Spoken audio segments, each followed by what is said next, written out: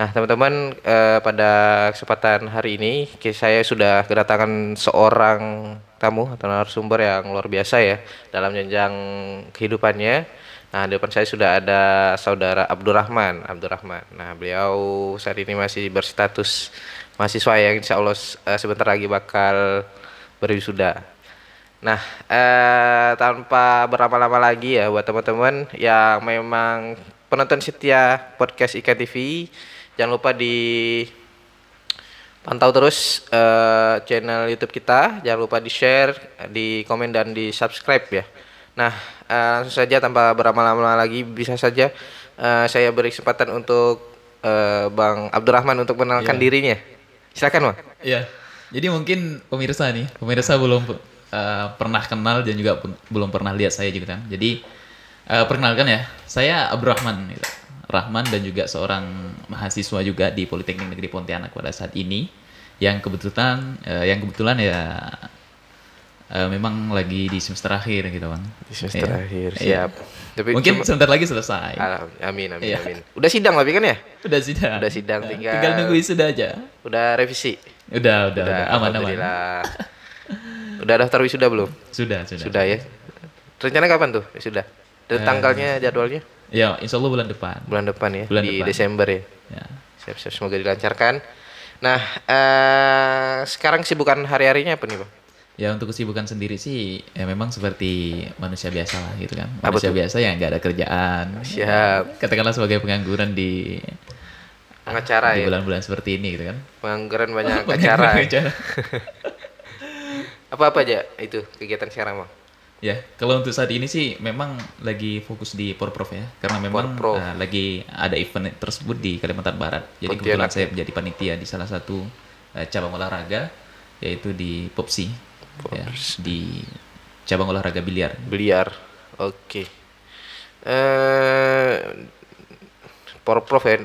Porprov di cabang olahraga biliar ya. Iya. Nah, kenapa bisa masuk di kepanitiaan Porprov tuh, Bang? Iya. Apa ceritanya? Sebenarnya ini merupakan sebuah pencapaian yang sangat luar biasa karena terlibat dalam event yang sangat luar biasa juga di Kalimantan Barat yang diadakan setiap tahun satu kali ya. Jadi kebetulan saya juga orang Kuburaya dan saya salah satu pengurus Popsi Kuburaya, Popsi pengurus Kuburaya. biliar Kuburaya. Jadi di dalam untuk menyelenggarakan Porprov ini memang dari per daerah diambil satu orang pengurus untuk menyelenggarakan kegiatan Porprov khususnya di cabang biliar ini. Untuk pelaksanaannya udah sejauh mana tuh, Bang? Ya untuk pelaksanaan sih masih baru mulai ya. Baru mulai ya? Baru mulai hari ini. Kemungkinan besar di 1 minggu yang akan datang selesai. Oh, 1 minggu yang. Iya. Jadi untuk pelaksanaannya tiap hari ya? Iya, betul. Tiap hari. Jadi kalau biliar tuh cabang lomba itu gimana sih? Apa per individu, per daerah, per gimana tuh? Ya, jadi bervariasi ya Bang ya. Oh, bervariasi juga Iya, ya? bervariasi. Karena kan banyak tuh jenis-jenis yang dilombakan gitu, mulai dari single V seperti kayak 8 bal gitu kan, 8 bal bola single gitu ya. putri, 9 bal single putri, 15 single putri dan juga snooker serta English biliar. Banyak juga sih, Bang. Oh, gitu ya. Bukan hanya satu Bukan gitu, cuma bukan satu hanya doang gitu ya? Iya. Saya baru tahu. Saya kurang ngerti kalau bahas tentang biliar. Iya, ya, mungkin nanti kita bisa main sama-sama gitu kan. Boleh, boleh. Saya dulu pernah main Oh, ya, iya. cuman di SMA. Cuman nggak di terusin. Oh, Karena kebanyakan kalau konotasi ini kan biliar tuh kurang baik lah ya konotasinya. Iya. Itu stigma Stigma seseorang. seseorang yang Beberapa memang orang belum gitu. belum paham lah ya Iya. tentang biliar itu seperti apa. Iya. Oke. Baru mulai hari ini ya biliar. Baru Yang tadi lomba tuh daerah-daerah mana aja, Bang? Yang jelas untuk lomba ini seluruh daerah hadir. Daerah ya. Seluruh daerah hadir di kabupaten dan kota se-Kalimantan Baratnya. Kabupaten dan kota. Berarti Iya. belum ada. Udah berapa besar sih? Masih belum terseleksi lah ya Iya, kalau hal itu ya. masih belum terseleksi. Untuk yang hari ini, yang baru pertama kali main ini, di cabang lomba biliar ini di pool 8 bal putra single, terus 8 bal single putri, dan juga 10 bal single putri, dan 15 single bal putra, dan yang terakhir tadi itu snooker. Ya, snooker. Kalau snooker tuh gimana tuh? Nah, kalau snooker ini sebenarnya yang lebih sulit sih Bang ya, yang lebih iya. sulit. Di samping mejanya juga lebih besar, Bolanya lebih bolanya kecil. juga agak rumit. Agak rumit. Kalau kita untuk memainkan agak rumit gitu, apalagi untuk pemula. Oh, dia per urutan Iya, bola ya? dia main per angka. Iya. Ngejar poin gitu kan, Ngejar ngejar poin, poin. ya. Iya. Jadi memang berbeda dengan biliar-biliar yang lain. Oke. Kalau untuk snooker ini. Nah, tadi kan disampaikan kalau abang nih asalnya dari Kuburaya ya. Iya, betul. Kuburaya. Nah, kira-kira ada daerah mana yang dijagokan nih bang? Di di apa? Cabang olahraga biliar ini. Iya. Kalau untuk sementara ini, Panitia boleh nggak sih ngedukung daerah gitu? sebenarnya kita netral ya, Bang, Netral ya, cuman kan ketika pasti saya menjadi ada- panitia saya netral. Iya. Cuman ada nggak tapi daerah yang didukung gitu? Ya, Daerah. ada. Saya Boleh. rasa sih seluruh daerah luar biasa. Luar Hebat biasa ya. Cari Ya. aman nih. Oke, berarti kalau panitia dituntut netral ya, nggak ada kemudian bisa mendukung daerah-daerah mana aja walaupun memang itu asal daerahnya ya. Iya, iya. Oke, selain sekarang kesibukan di kepanitiaan biliar di Porprov, kegiatan lain ada nggak? Bang? Kalau untuk kegiatan lain untuk sementara ini dan juga yang akan datang sih masih belum ada. Sebelum ada ya, masih mencari lah ya, Masih mencari kegiatan yang lebih lebih luar biasa. pokoknya bisa lebih hype dari Porprov lah ya. Iya. Siap. Sekarang fokus aja dulu Di Porprov ya yang udah ada ya. Iya. Oke, nah bicara tentang karir ya, tadi Bang Abdurrahman ini kan mahasiswa Polnep ya, mahasiswa Polnep dan yang saya ketahui juga dulu sempat jadi pengurus BEM ya, jadi pengurus BEM di mana Bang? Di Dulu Polnep ya? kemarin, di Polnep. Oh di BEM Polnep ya? Iya, di Selain BEM itu ada nggak apa ngurusin kegiatan-kegiatan mahasiswa atau pergerakan-pergerakan mahasiswa Bang? Iya. Jadi selain dari BEM Polnet, waktu itu juga saya fokus di Forum Koordinasi BEM Kalimantan Barat ya. Forum Koordinasi BEM Iya. Kalimantan Barat. Iya. Ah, gimana tuh? Nah, jadi Forum Koordinasi BEM Kalimantan Barat ini wadah sebenarnya, Bang. Wadah. Untuk berpikir teman-teman presiden mahasiswa Kalimantan Barat dan juga teman-teman dari berbagai daerah BEM-BEM yang ada di Kalimantan Barat itu sendiri. Jadi berkoordinasi lah ya Iya. antara BEM-BEM yang ada di Kalimantan Iya. Barat. Iya, betul. Kira-kira gerakan apa yang bakal dibangun, Betul, koordinasi Ya pokoknya komunikasinya sifatnya kayak gitu ya. Selain dari diskusi kan di situ ada silaturahmi gitu yang Iya. tetap kita jaga. Cuman hasil dari diskusinya itu keluarannya biasa Iya, gerakan itu iya, ya. iya. Siap. Berapa lama Bang di FKBK? Saya di FKBK itu ya 1 tahun dari tahun 1 2021 sampai tahun 2022.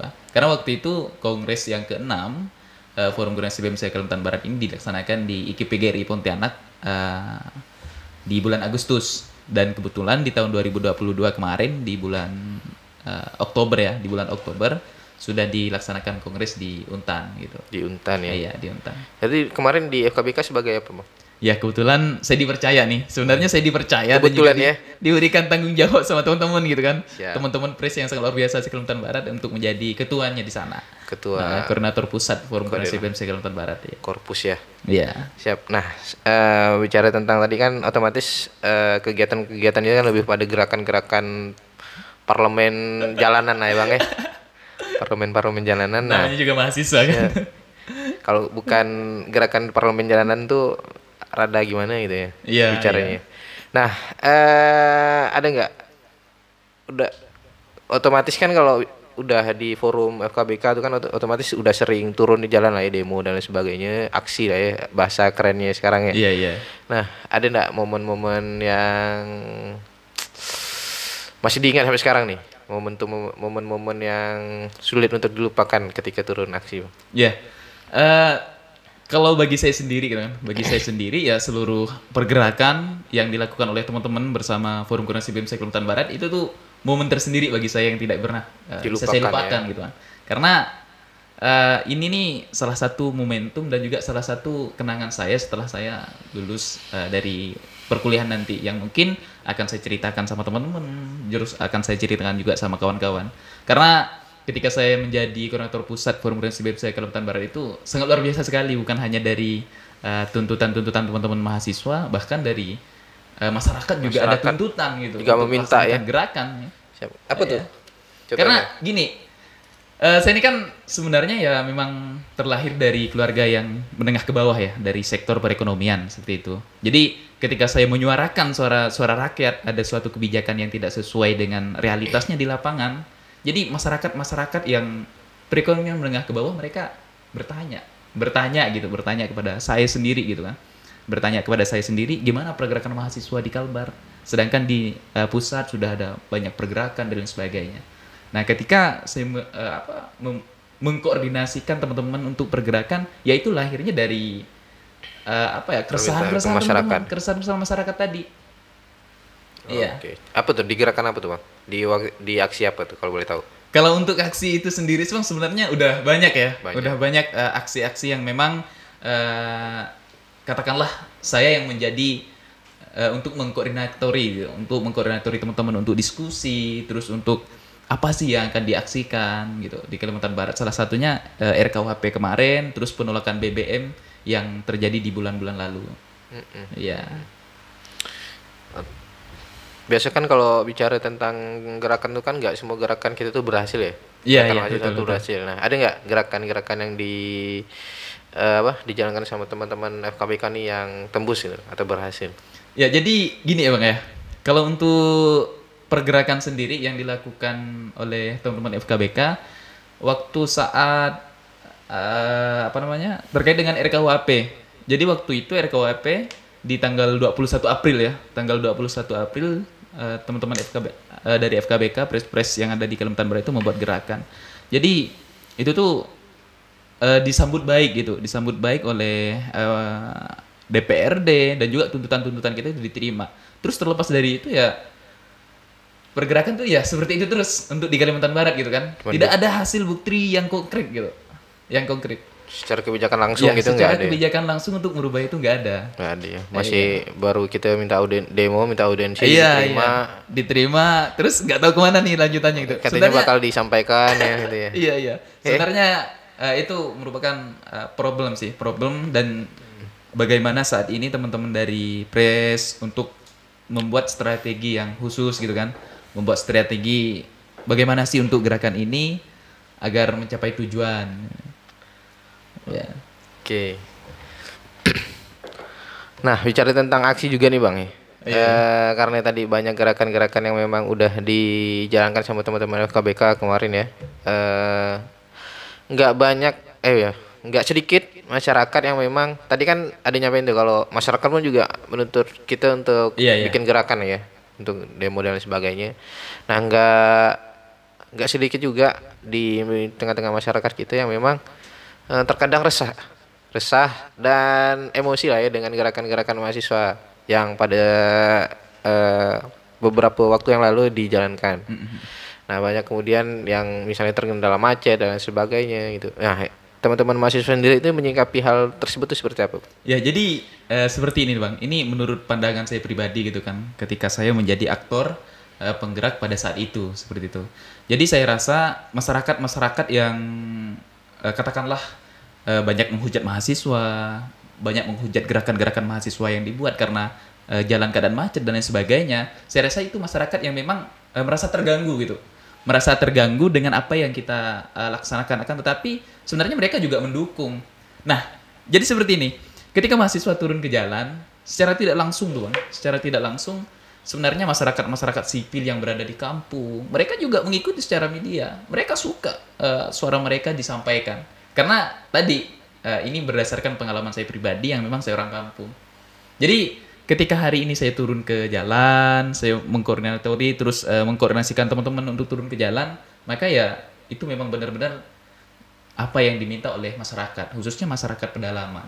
Karena kan kita tidak ini ya Bang ya, untuk masyarakat itu sebenarnya ingin menyampaikan suara-suara mereka, bahwa mereka tuh tidak sepakat loh dengan kebijakan ini, bahwa mereka tuh memang benar-benar tertekan loh dengan kebijakan ini. Akan tetapi mereka kan nggak bisa menyampaikan secara langsung. Jadi makanya ketika memang dari ada suatu persoalan atau kebijakan, terus mahasiswa, khususnya di Kalimantan Barat gitu kan, nggak turun ke lapangan, nggak turun ke jalan untuk menyuarakan. Nah itu dipertanyakan sama masyarakat tadi gitu. Oke, jadi ada dua sudut pandang yang berbeda lah ya. Iya, betul. Baik antara masyarakat yang ada di desa sama masyarakat yang ada di kota ya. Iya. Barangkali karena masyarakat di desa tuh memang berharapnya apa yang kemudian dituntut sama mahasiswa tuh bisa dilaksanakan, sedangkan masyarakat di kota tuh kan dia pemikiran beda sama yang di desa ya. Apalagi bicara tentang BBM dan sebagainya. Kalau kota tuh kan mungkin lebih kepada waktu ya, Waktu. karena mereka juga kerja dan sebagainya, Iya, ngejar iya. waktu kan, Iya, macet betul, apalagi betul. di macet. Mungkin ada nggak yang pesan yang bisa disampaikan nih sama masyarakat yang punya pandangan seperti itu nih Bang, supaya eh, perbedaan pandangan ini nih bisa disatukan. Iya, iya. Kan kita nih mahasiswa turun ke jalan itu kan mengharap dukungan lah ya pada masyarakatnya tentunya kan, Iya, betul. mengharap dukungan supaya beri semangat lah minimal. Nah, ada nggak pesan-pesan pada masyarakat yang seperti itu nih Bang? Ya, jadi sebenarnya untuk pesan kepada masyarakat ya. Seperti yang telah saya sampaikan tadi, sebenarnya masyarakat itu tuh mendukung terkait dengan gerakan-gerakan yang dilakukan oleh mahasiswa gitu kan. Hanya saja ketika ada sesuatu yang digerakkan oleh mahasiswa terus membuat katakanlah macet di jalanan dan lain sebagainya, saya rasa nggak perlu untuk menghujat dan lain sebagainya seperti itu. Cukup mereka menyimak dan juga mengikuti apa sih sebenarnya yang disuarakan oleh mahasiswa ini gitu. Karena kan jujur, ketika ada sebuah masyarakat yang menghujat dan sebagainya, apalagi aktor-aktor penggerak seorang penggerak massa yang untuk melaksanakan demonstrasi itu juga merasakan tertekan, seperti itu, Bang. Merasakan tertekan. Karena kan pada hakikatnya kita menyuarakan suara rakyat, akan Iya, tapi benar. ada beberapa rakyat Rakyat, ya. yang memang menghujat. Nah, itu sebenarnya menjadi Kita ini bantu nggak dalam enaknya dalam sendiri, hati iya. nurani ini, kita ini bantu mereka loh gitu kan. Iya, Apa iya. sih mesti dihujat gitu Iya, ya. betul. Ada miris juga ya. Nah, itu mungkin barangkali yang memang mesti dipahamkan lah ya sama masyarakat-masyarakat pada, karena kan kenapa kemudian mahasiswa tuh, kalau pandangan saya Iya. kenapa kemudian biasa mahasiswa tuh buat macet jalanan, bakar ban di jalanan, Iya. itu tuh sebenarnya suatu manajemen konflik supaya kita tuh bisa nimbulin kalau di Kalbar nih lagi nggak baik-baik saja Iya, betul, Bang. pemerintahannya gitu kan. Iya. Kita menimbulkan situasi yang mencekam kan. Iya. Supaya masyarakat yang lewat tuh bertanya-tanya, apa sih yang didemo sama masyarakat nih? Sama mahasiswa nih gitu ya, yang disuarakan. Tapi terkadang ada beberapa masyarakat yang memang Nggak mencari tahu dulu ya? Iya, Nggak mencari tahu dulu, tiba-tiba karena mungkin mereka emosi terganggu macetnya jalan aktivitasnya, ya. seperti itu. Saya rasa sih nggak banyak sih Bang yang menghujat terkait dengan hal yang seperti itu, hanya beberapa. Ada seperti itu. beberapa. Iya.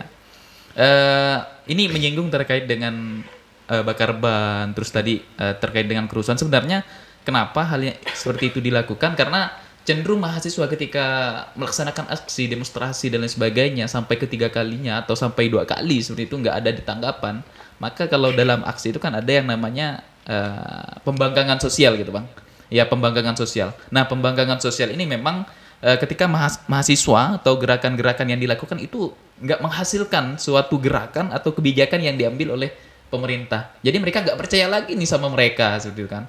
Tidak percaya lagi sama mereka. Jadi mereka secara memberikan kode keras bahwa mereka tidak percaya, maka ditimbulkanlah seperti bakar ban, terus kayak Nutup jalan. menutup jalan dan lain sebagainya. Sebenarnya itu salah satu supaya dari pejabat pemerintah atau pejabat yang berada di situ untuk mengambil kebijakan. Ya, mengambil kebijakan yang memang benar-benar disuarakan oleh mahasiswa tadi. Karena kan kita sebagai mahasiswa ketika turun ke jalan itu nggak semerta-merta turun ke jalan. Iya benar. Iya. Jadi ada beberapa tahapan-tahapan yang kita lakukan. Salah satunya seperti konsolidasi, yang dimana konsolidasi di sini kan kita diskusi panjang seperti itu Bang. Jadi bukan hanya diskusi saat ini, besoknya turun nggak. Persiapannya itu panjang. Artinya diskusinya itu kan panjang seperti itu. Oke. Diskusi-diskusi kira-kira masalah apa yang mau kita angkat ya. Iya. Tuntutannya apa, solusinya apa gitu Iya. kan. Apakah Ngundang bem-bem buat kumpul ya enggak itu. Banyak prosesnya. Oke, selain gerakan-gerakan parlemen jalanan tadi deh, kayak aksi dan sebagainya, kan biasa konotasinya itu biasa mahasiswa tuh untuk mengimbangi itu ya, biar nggak terkesan mahasiswa demo ya terus di jalan itu kan. Iya. Demo ya terus di jalan tapi tidak ada kontribusi pada masyarakat. Nah, biasa tuh ada kemudian gerakan-gerakan penyeimbang, gerakan-gerakan sosial biasa yang kita kenal. Nah, biasa kalau boleh tahu gerakan sosial yang pernah digagas oleh teman-teman FKBK itu apa, Bang? Nah, jadi gerakan yang pernah digagas oleh teman-teman FKBK pada saat tahun 2021-22, karena kan untuk tahun 2021 ke belakang kemarin terjadi banjir yang besar, yang sangat besar itu Bang. Di mana tuh? Yang sangat besar di salah satu kabupaten yang ada di Kalimantan Barat seperti Kabupaten Sekadau, Kabupaten Sintang, Melawi, dan Sanggau serta kabupaten-kabupaten yang terdampak. Nah, sebenarnya di situ teman-teman FKBK di situ juga hadir seperti melakukan penggalangan dana. Cuman penggalangan dana kami bervariasi bang, berbeda dengan penggalangan dana seperti biasanya seperti itu. Gimana tuh? Ya, jadi untuk penggalangan dana yang dilakukan oleh FKBK pada saat itu kami tidak menggalang masyarakat kecil. Kami tidak menggalang dan juga minta ke masyarakat kecil di lampu merah enggak ya? Tidak. Akan Gimana? tapi kami meminta dan juga menggalang para pejabat terus dinas-dinas terkait yang ada di Kalimantan Barat. Nah, salah satunya seperti Bupati Kuburaya, terus Wali Kota Pontianak, DPRD dan dinas-dinas yang lain. Dengan cara ya kami memasukkan surat gitu, mengirim surat ke sana untuk meminta bahwa saat ini di Kalimantan Barat terjadi banjir. Nah, tapi alhamdulillah semuanya disambut baik. Jadi Ya, dan golnya apa tuh kemarin? ya kalau untuk golnya kemarin dari provinsi Hasilnya, ya, dari provinsi, dari Gubernur Provinsi Kalimantan Barat pada saat itu mempercayakan kepada kami Forum Koordinasi BEM Kalimantan Barat untuk mendistribusikan 4 truk sembako ke 4 daerah yang ada di kabupaten di Kalimantan Barat itu. Di mana tuh? Ya salah satunya seperti Skadau, Melawi, Sintang. Jadi teman-teman FKBK yang menyalurkannya, Iya, betul. menyalurkan ke daerah-daerah tersebut. Iya. Mantap, luar biasa. Oke, bicara tentang gerakan nih bang. Sekarang kan udah selesai nih ya. Iya. Udah selesai Betul. di FKBK. Nah, sejauh ini kan udah lama ya kan kemarin kongres di Untan ya. Iya betul, sekitaran 2 bulan lebih sampai ke 3 bulan lah seperti itu. Udah berjalan 3 bulan ya. Iya udah berjalan ke 3 Udah bulan. berjalan 3 bulan. Kalau saya pantengin terus IG di FKBK tuh tampaknya belum ada gerakan nih. Iya enggak sih? Belum ada gerakan ya. Ada gerakan dan postingan terakhir pun tampaknya postingan coming soon Iya, kongres ya. Kongres. Kongres belum ada kemudian kumpul Iya. ketua-ketua BEM dan sebagainya. Nyikapi hal itu tuh sebagai demisioner apa ya? Korpus Koordinator Pusat FKBK itu gimana? Ya, sebenarnya kalau kita lihat perjalanan FKBK dari tahun 2021 sampai 2022 untuk silaturahmi Presiden Mahasiswa Kalimantan Barat khususnya di Kota Pontianak dan Kuburaya ini sangat erat sekali, Bang. Sangat erat sekali waktu itu. Karena 2 minggu sekali gitu kan. 2 minggu sekali kami mengadakan pertemuan, entah itu diskusi maupun ngopi-ngopi biasa. Akan tapi pada saat ini ketika udah berjalan 3 bulan setelah kongres berlangsung kemarin, saya belum melihat nih teman-teman teman-teman pres-pres itu kumpul secara bersama-sama untuk menjalin silaturahmi itu. Sebenarnya kalau dibilang sayang dengan Sayang. apa yang telah dilakukan dari 21 sampai 22, kenapa di tahun 22 sampai 23 saat ini masih belum ada seperti kumpul bareng, ngopi bareng, terus dan lain-lain lah gitu. Apa jangan-jangan di Kalbar sekarang ini sedang baik-baik saja apa gimana? Kalau untuk dilihat dari situasi dan kondisi, saya rasa nggak sebaik-baik itu, Bang. Perlu adanya sebuah kumpul bareng antara pres-pres, khususnya pres-pres yang dekat seperti itu kan, yang di Kota Pontianak sama di Kuburaya untuk menyatukan suara di sana. Kenapa? Karena masih banyak nih persoalan-persoalan yang terjadi gitu di Kalimantan Barat, khususnya bagi masyarakat sipil. Ya, karena seperti ini juga. Sebenarnya kan pada saat ini BBM yang lagi naik-naiknya seperti itu kan, BBM yang lagi naik-naik sebenarnya masyarakat masih tertekan dengan adanya hal itu. Akan tapi pada saat ini kita tahu bahwa teman-teman dari pres-pres belum ada gerakan-gerakan untuk memancing hal itu. Gitu. Itu sebenarnya yang saya sayangkan. Belum ada penggeraknya lagi. Iya, karena karena gini bang, sebelum kongres berlangsung, 1 hari sebelum kongres berlangsung waktu itu di tanggal 9 Oktober ya. Di tanggal 9 Oktober pada saat saya 1 hari sebelum dilengser gitu kan. Saya sudah melaksanakan demonstrasi terkait dengan menolak kenaikan BBM. Dan teman-teman pada saat itu pres-pres juga hadir. Hadir ya. Iya, hadir. Sekitar kurang lebih 1.000 massa waktu itu. Iya. Banyak ya. Iya, akan tetapi pada saat itu, Abang. Pada saat itu memang DPRD yang ada di Provinsi Kalimantan Barat tidak ada di kantor DPRD. Sebenarnya itu yang kami sayangkan. Dan harapan besar saya ketika saya selesai di kepengurusan Forum Koordinasi BEM Kalimantan Barat, teman-teman yang menggantikan saya untuk bisa meneruskan ya. Meneruskan sebenarnya perjuangan yang telah dilakukan. Khususnya yang tadi BBM ini. Sebenarnya saya lihat BBM ini belum ada langkah konkret Jadi pergerakan-pergerakan itu seakan-akan ya sampai di situ aja, tidak Sampai ada situ aja, nggak ada kelanjutannya. follow up dan sebagainya Iya, biasa, karena kan kadang kan biasa di dalam konsolidasi kan kita sepakat tuh ya, iya betul, kita tujuannya sepakat betul. BBM harus turun itu ya. Iya, Sebelum BBM turun, jangan kemudian kita tuh berhenti lah ya, iya, berhenti iya, untuk kemudian betul. bisa menyuarakan. Nah, mungkin Karena tujuan tersebut apa kendak sampai ke mereka, apa gimana? betul. Karena kita juga lihat situasi dan kondisi gitu, Bang. Apalagi kita ketika menyentuh masyarakat kecil gitu, masyarakat kecil yang memang penghasilannya tuh di bawah rata-rata. Di samping bahan pokok yang memang mahal, Mahal. ditambah lagi BBM yang begitu mahal seperti itu. Itu sebenarnya menjadi prihatin juga kita sebagai mahasiswa gitu kan, mahasiswa. Oke, bahkan yang paling terdampak ya menurut saya itu di para nelayan ya. Iya. Para di samping memang BBM naik dan solar kan langka ya. Solar langka-langka. Solar langka bahkan ada di beberapa wilayah di daerah Kuburaya. Daerah Kuburaya tuh lupa sih nama desanya apa.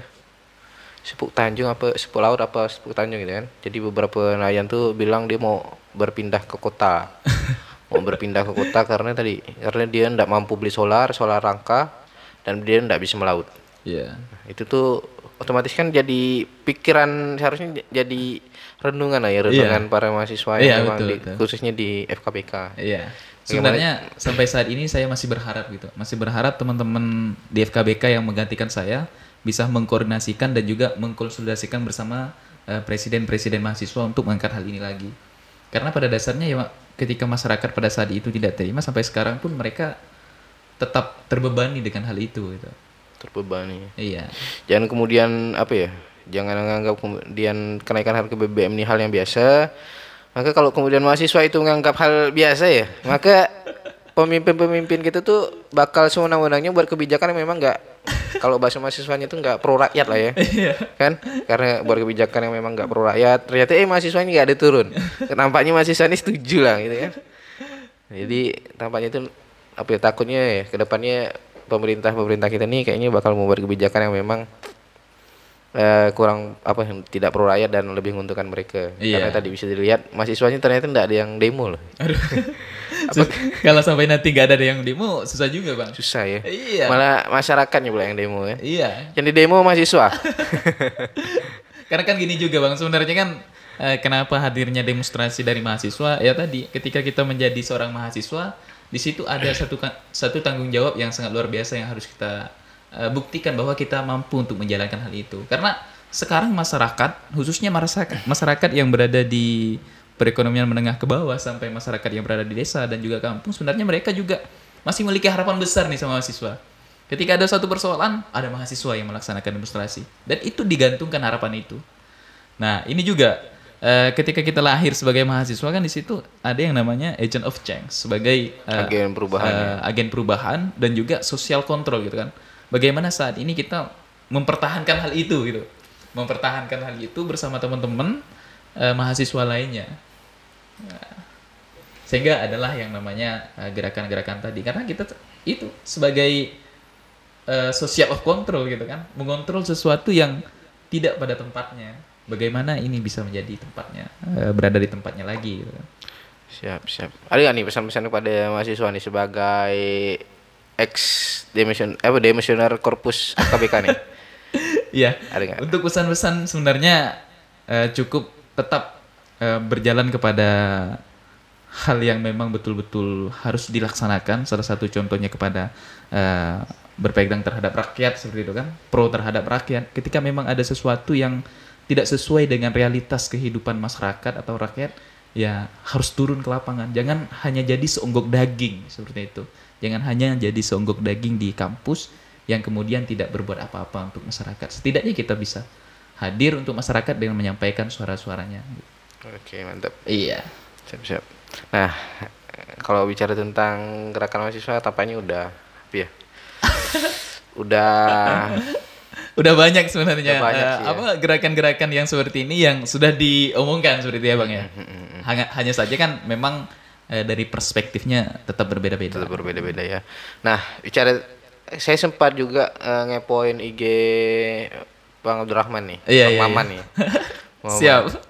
Nah, kalau dilihat dari IG-nya tuh tampaknya udah pernah jadi panitia itu ya. Kemarin panitia G20. Ya, Ya, nggak? Itu panitia apa gimana tuh? ya. Sebenarnya bukan panitia bang. Oh, bukan Ya, panitia pada ya. saat itu kalau saat ini kan Indonesia menjadi Tuan rumah presidensi dari G20 itu ya, forum G20. presiden gitu ya. Forum 20 tahun sekali kalau nggak Ya, itu pelaksanaan. tuh dilaksanakan 1 tahun sekali akan tapi Oh, satu bergantian tahun daerah. sekali. Dan kebetulan untuk di tahun 2022 ini Indonesia dipercaya oleh negara-negara lain sebagai tuan rumah dan juga sebagai presidensi G20 pada tahun 2022. Nah, di dalam forum G20 ini Bang ada banyak forum nih di bawahnya. Ada banyak forum turunan. Ya, salah satunya Y20 itu. Nah, ketika kita berbicara Y20 ini, Bang, sebenarnya Y20 ini merupakan forum pemuda dunia. Forum pemuda dunia untuk menyampaikan aspirasi-aspirasi dari pemuda. Ya, jadi saya kemarin juga terlibat di salah satu forum itu, yaitu forum Y20. G20 terlibat. Kalau bisa tahu, kau boleh tahu kok bisa terlibat di sana tuh gimana ceritanya? Iya. Sebenarnya itu acara lanjutan ya Bang yang saya terlibat. Kalau untuk forum Y20 itu kan dihadiri oleh seluruh pemuda dunia. Nah, setelah dihadiri akan ada rekomendasi kebijakan yang kemudian disampaikan kepada presiden. Nah, setelah itu ada yang namanya Post Summit setelah konferensi tingkat tinggi pemuda dunia. Nah, di situ dari Y20 itu sendiri membuat suatu wadah untuk menyampaikan suatu aspirasi, gagasan, terobosan seperti itu. Jadi banyak sekali pada saat itu pemuda-pemuda yang memberikan gagasannya, memberikan terobosannya kepada forum Y20, terus melalui tahapan-tahapan seleksi sampai 5 seleksi waktu itu ya, Wih. sampai 5 seleksi dan terpilihlah saya sebagai salah satu top pemuda Indonesia pada saat itu, Masya Allah, luar sehingga biasa saya ya. berada di sana Siap. di Solo, iya, selama 3 biasa, hari. luar biasa. Iya. Nah, kalau boleh tahu yang di Kalbar otomatis seleksinya per daerah apa gimana sih? Ya untuk seleksinya sebenarnya secara langsung bang, Oh, secara akan langsung tapi ya? diambil per daerah. Oh, diambil per Iya. daerah. Jadi satu daerah itu satu orang seperti itu. Berarti yang mewakili Kalimantan Barat Ya bisa dibilang seperti itu. mantap luar biasa.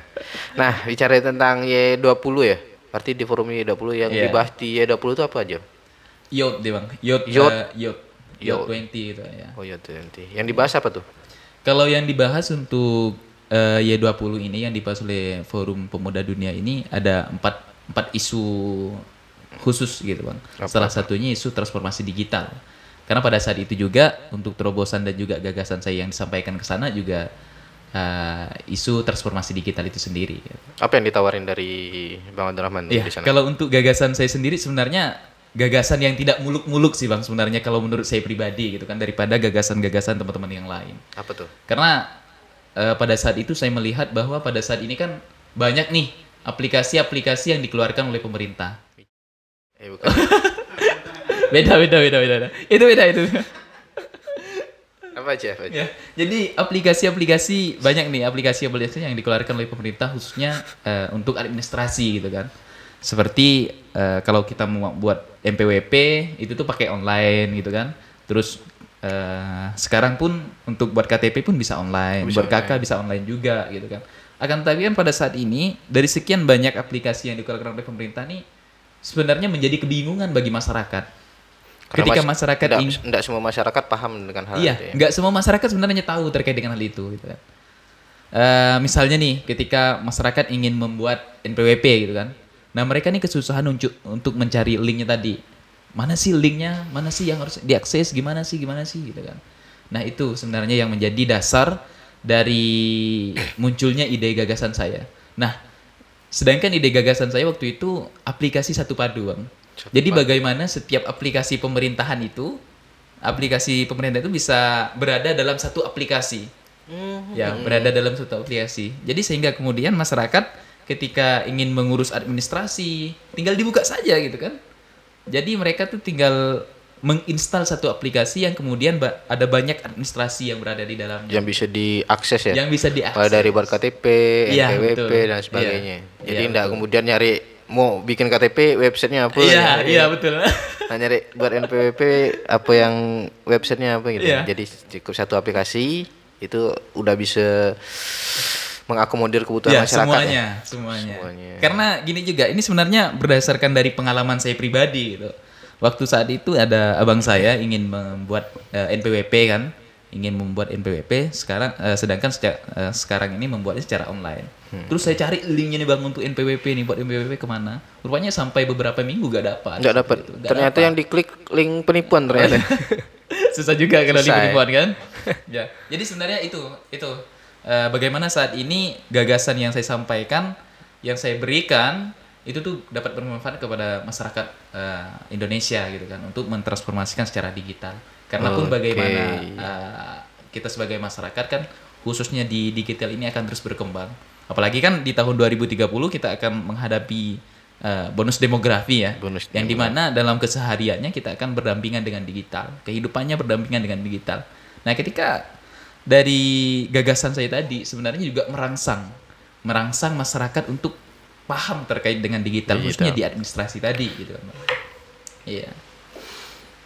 Oke, berarti ada kemudian aplikasi yang ditawarin itu aplikasinya berupa apa, Bang? Aplikasi Satu Padu. Satu Padu namanya. Satu Padu namanya. Satu aplikasi terpadu. Udah ada aplikasinya belum? Nah, untuk untuk gagasan ini sebenarnya hanya gagasan doang, hanya gagasan, pemikiran dan juga terobosan. Akan tapi dari Kominfo ya, Kementerian Komunikasi dan Informatika itu menyambut baik. Sehingga pada saat saya menyampaikan dan juga memaparkan terkait dengan gagasan ini, Menteri Kominfo pun pada saat itu juga menyampaikan ingin mengundang untuk membahas aplikasi ini yang kemudian akan direalisasikan. Mudah-mudahan direalisasikan.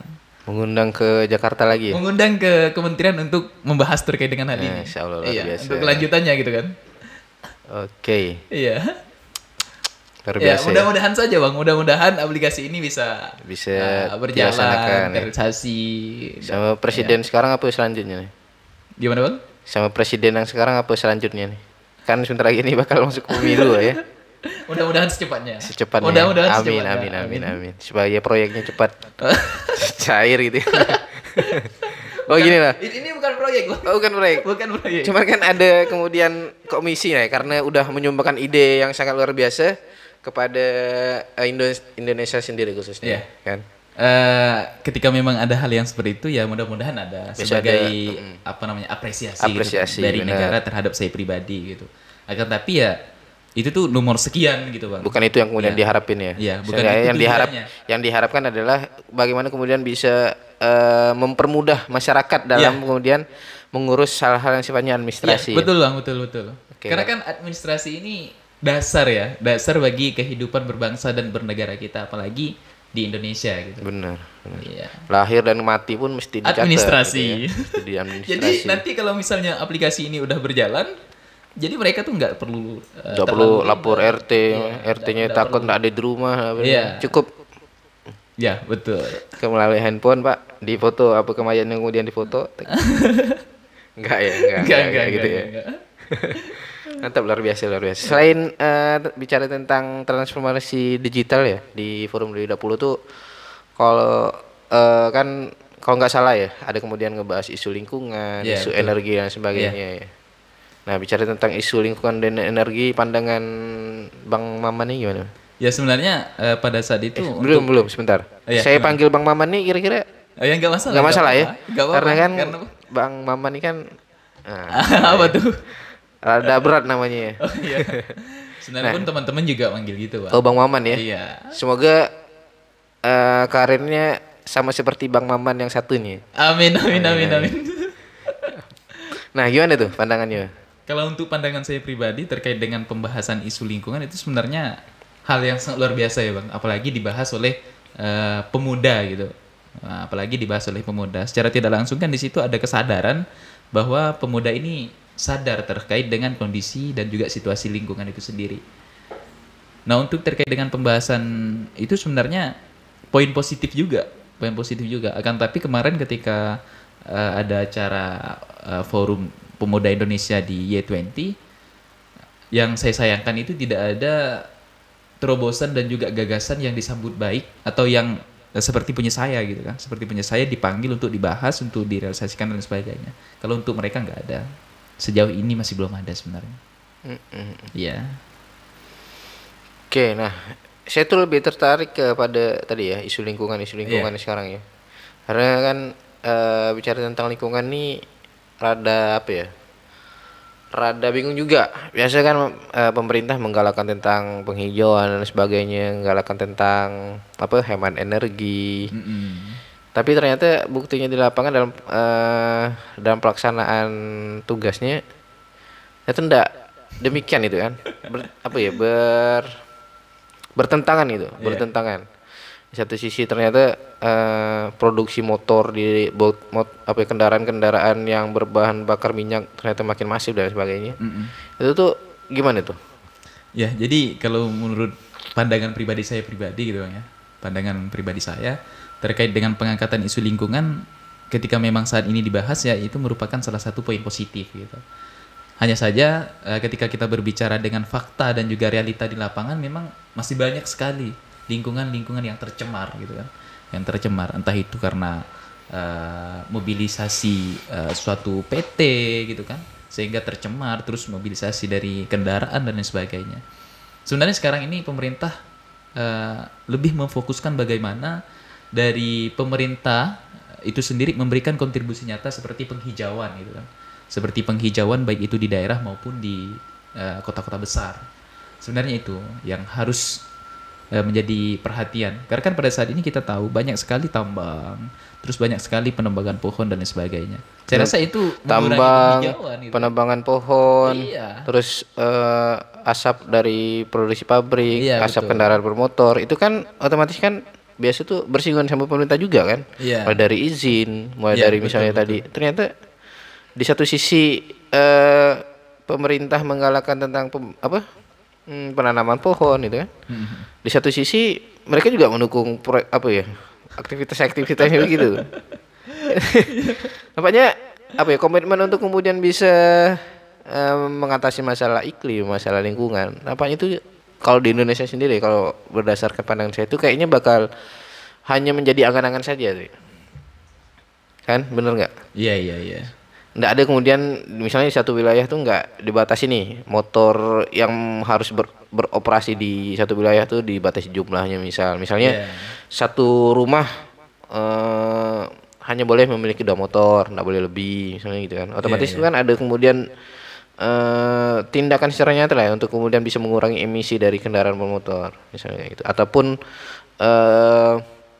merubah motor yang awalnya bertenaga fosil menjadi bertenaga listrik dan Listrik sebagainya. gitu ya. Tapi kan sekarang untuk tenaga listrik lagi Lagi digalakkan ya, gencar-gencarkan lagi nih, Bang. digencarkan. Nah, Iya. otomatis bakal menjadi dilema juga nih kan? Iya, Benar iya. nggak?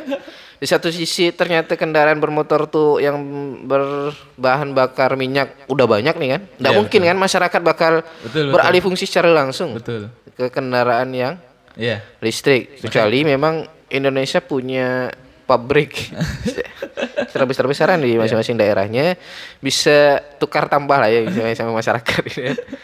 Tukar tambah motor minyak sama listrik gitu kan. Barangkali boleh lah gitu Iya, kan. betul.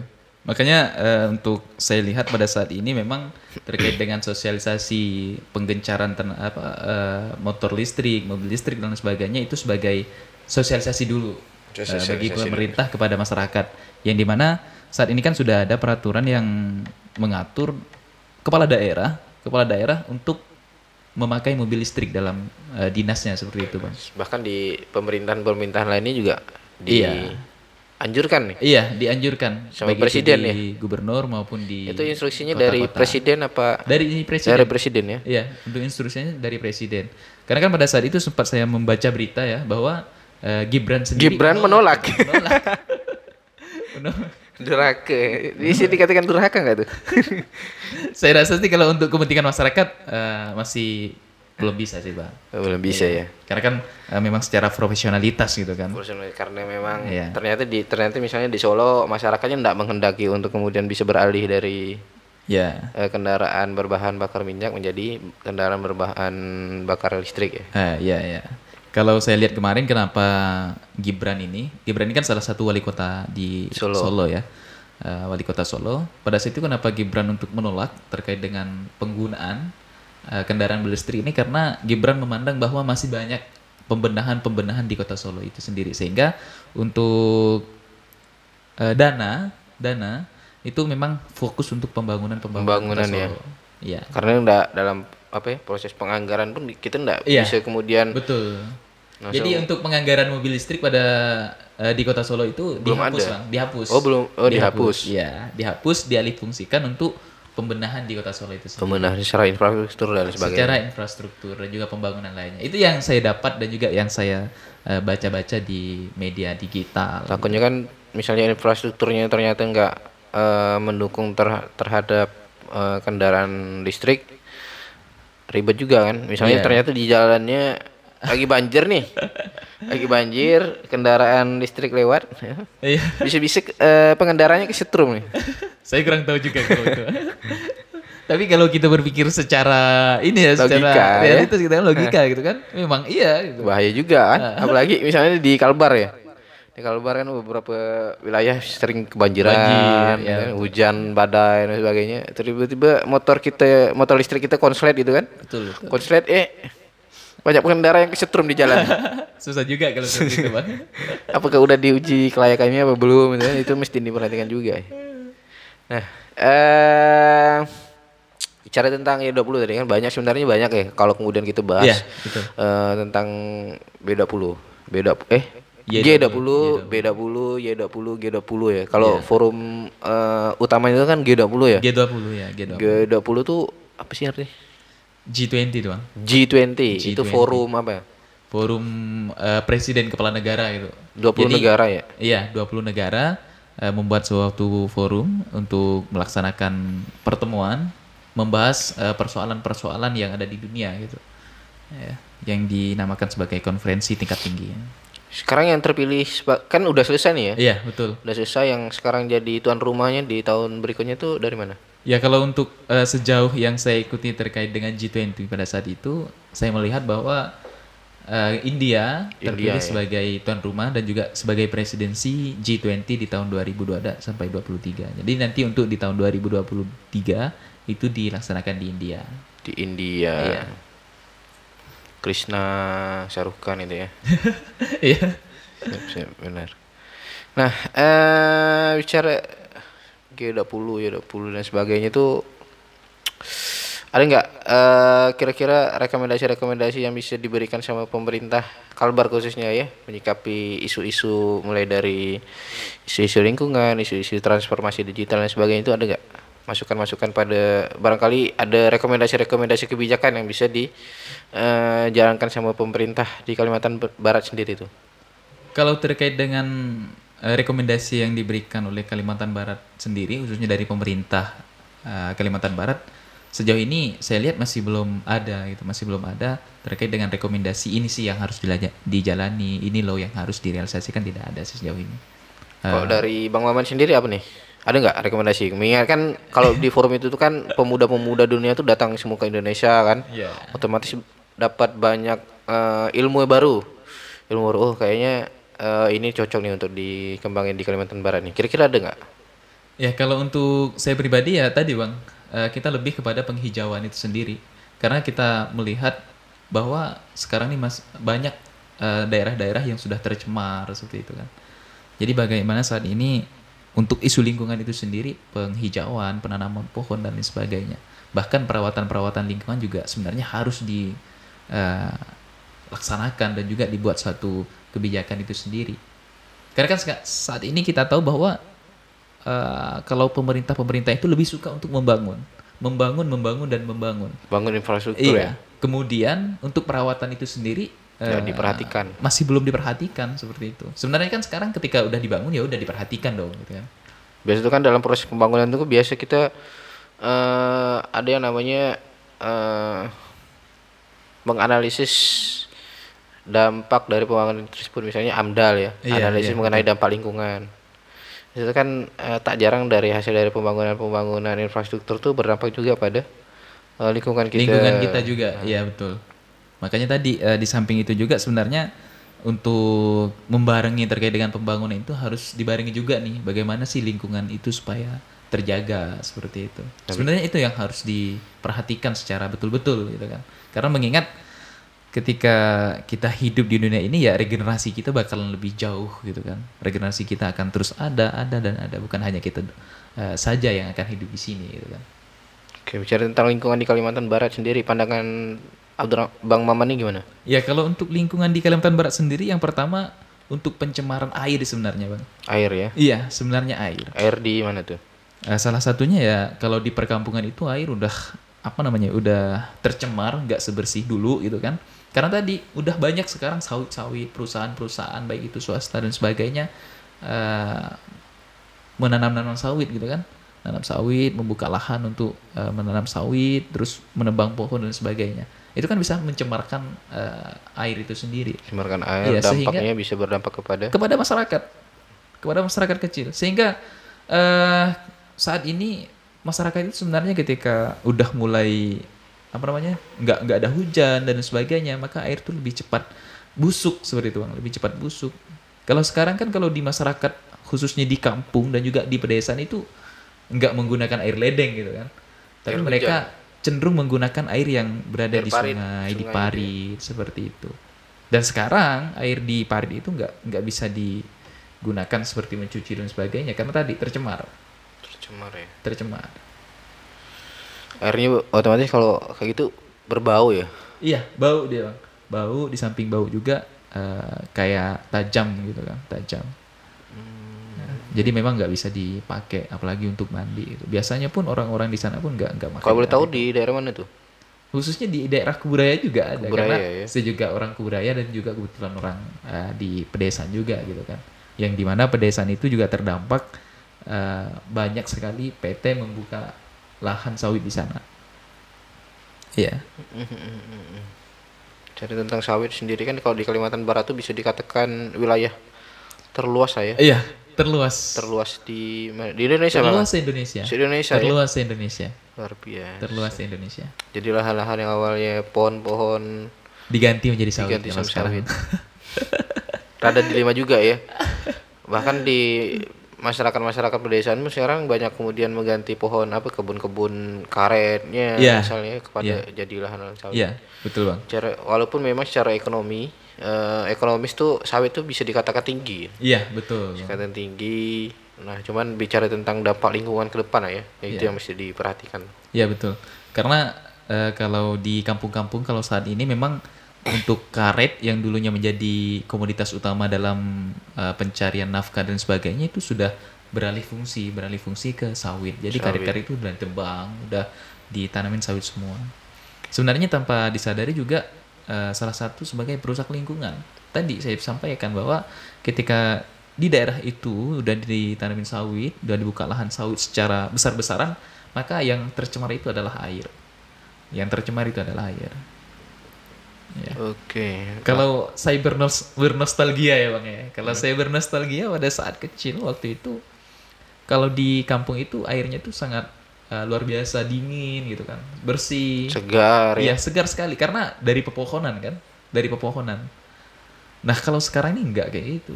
Nah, cuci muka pun takut dah. Kok tiba-tiba cuci muka langsung jerawat dulu kan? Itu takut sekali tuh, luar biasa. Karena tadi pencemaran lingkungan itu sendiri gitu. Oke. Ya. Ada nggak masukan-masukan pada pemerintah ya terhadap sawit ataupun masukan pada masyarakat yang memang sawit ini sebenarnya nggak semenarik itu loh misalnya. Iya. Ada nggak nih? Cuman kan kalau kita dilihat dari sisi ekonominya tadi ya, Bang. Yang tinggi ya. Memang menjanjikan seperti itu kepada masyarakat gitu kan. Akan tetapi ya dampak lingkungan juga yang harus kita perhatikan. Pikirin generasi-generasi selanjutnya Iya. ya.